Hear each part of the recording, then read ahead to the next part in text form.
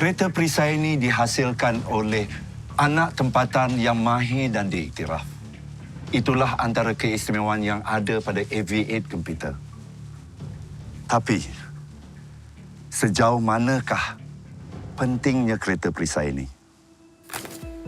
Semasa tugas operasi ataupun during deployment, manuver, endurance ataupun ketahanan dan juga protection ataupun keselamatan, keadaan, anggota dan juga peralatan harus dititik beratkan. Oleh itu, dengan adanya KP komputer ini, ianya boleh meningkatkan lagi maneuverability, endurance ataupun ketahanan dan juga keselamatan anggota saya di medan. Sistem persenjataan yang mudah dikenali dan lebih tepat pada sasaran ini membuatnya lebih baik berbanding lain-lain kenderaan perisai yang terdapat di Tentera Darat Malaysia. Ciri-ciri yang dimiliki oleh V8 terutamanya pada satu varian iaitu pada kenderaan yang mempunyai kamera amat penting kepada Angkatan Tentera kita terutama dalam menjejak contohnya penceroboh dan sebagainya. Dengan advance teknologi yang ada pada situ, kita dapat memberi impak yang besar. Dengan berbekalkan kereta perisai 8x8 komputer ini, kami lebih bersedia dan berkeyakinan tinggi untuk mempertahankan negara ini hingga ketitisan darah yang terakhir. Kaedah peperangan masa kini yang menitik beratkan aspek kepantasan, pelindungan, komunikasi serta kuasa tembakan hanya dapat direalisasikan dengan adanya aset kenderaan perisai di dalam sesebuah ketumbukan. Jadi perolehan ini telah meningkatkan kredibiliti dan keupayaan operasi domen daratan untuk mempertahankan kedaulatan daratan dan pertahanan negara. Pembuatan AV8 ini melibatkan banyak pihak dan merangkumi pelbagai bidang. Ia juga turut meningkatkan kemahiran tenaga kerja tempatan.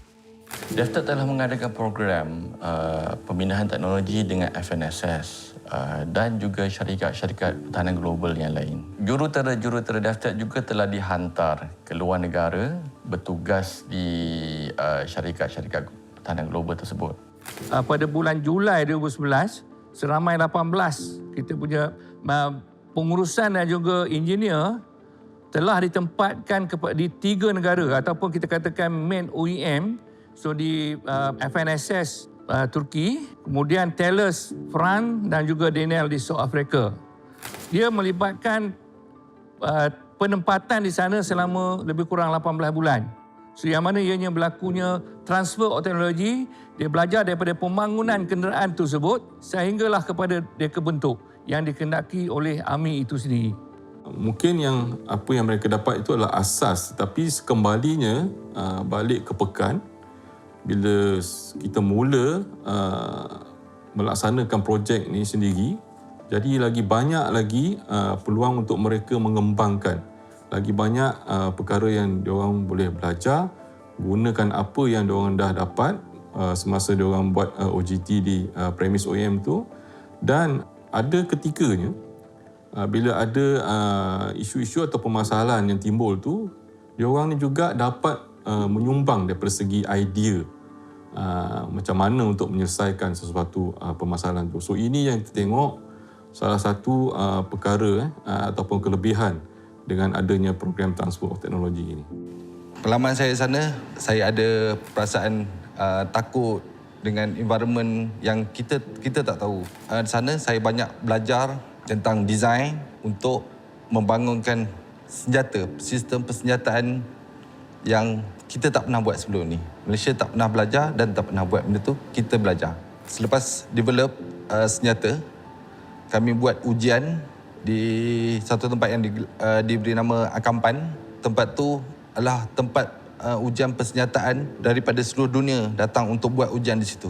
AV8 ini adalah projek ataupun program nasional di mana jumlah yang dilaburkan oleh kerajaan amat besar dan dia melibatkan banyak pihak di mana dari segi tenaga kerja yang diperlukan, di mana kita sendiri mengambil pekerja-pekerja tempatan untuk dilatih, dan daripada dulu kita punya plan ni hanyalah ada dalam lebih kurang 70 ke 80 orang, tapi sekarang kita lebih kurang ada dalam 400 ke 500 orang lah. So dan industri tempatan juga berkembang dengan maju disebabkan projek AV8 ni, di mana kebanyakan part-part yang boleh diperbuat di Malaysia, kita buat di sini.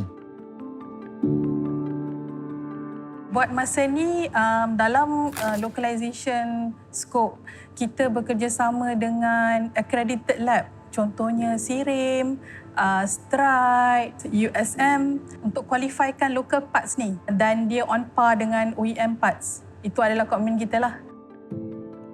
Kalau kita lihat keseluruhan kita punya technician yang terlibat dalam OJT adalah lebih kurang, termasuk juga jurutera, lebih kurang 67 orang.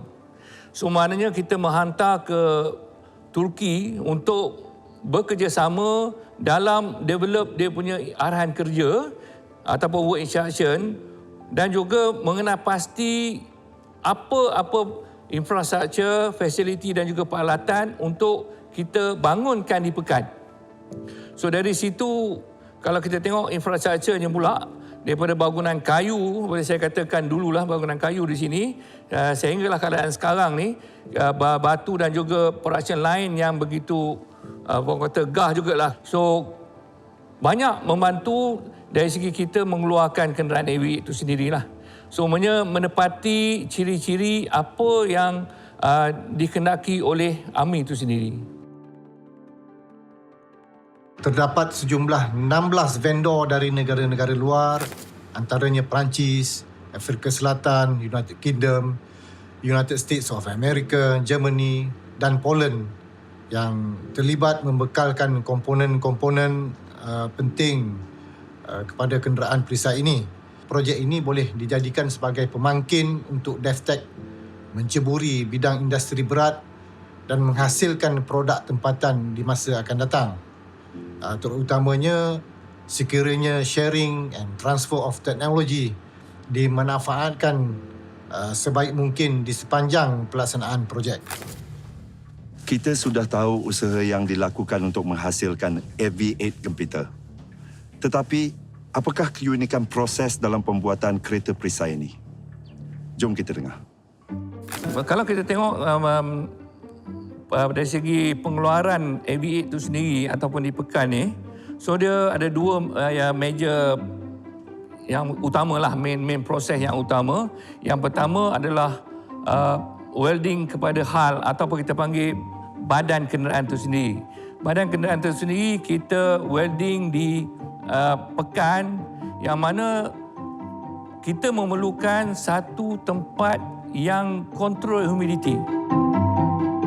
Kita dibekalkan dengan bilik berhawa dingin disebabkan kita nak menurunkan humidity untuk nak mengelakkan daripada hydrogen crack. Plate armor plate ni seperti diketahui umum dia sangatlah keras. Untuk mewelding armor plate kita kena preheat dulu. Preheat dulu plate tu sehingga suhu 150 darjah Celsius. So bila mencapai suhu 150 darjah Celsius baru kita mula mewelding. So semua part, semua joint sebelum kita nak welding kita pasti akan panaskan dulu, bakar dulu plate tu. Kalau tidak itu akan menyebabkan crack dan sebagainya lah. So itu prosedur yang perlu kita ikuti. Dari segi painting juga dia memerlukan digital painting yang mana tak semudah yang kita cakap kerana dia memerlukan masking yang banyak, memerlukan skill juga. Untuk proses mengecat, kita ada beberapa sikon yang perlu kita ikut. Okey, yang pertama sekali peringkat awal dia, kita masuk bahagian sandblasting. Yang mana proses tersebut kita laksanakan supaya tidak ada lagi karat-karat dan segala kekotoran yang berlaku pada hal tersebut.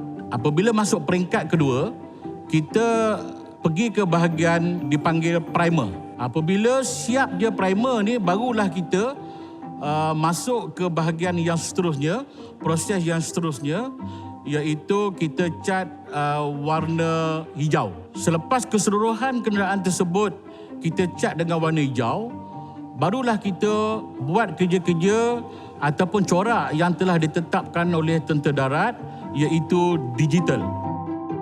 Apabila kita buat camouflage digital, kita akan berpandukan pada spek yang askar Tentera Darat nak.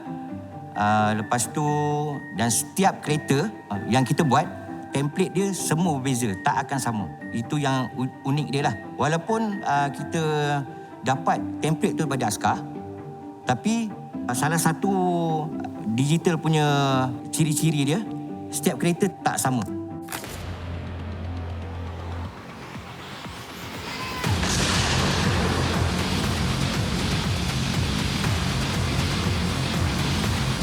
Jangan ke mana-mana, kerana selepas ini kita akan melihat AV8 komputer beraksi.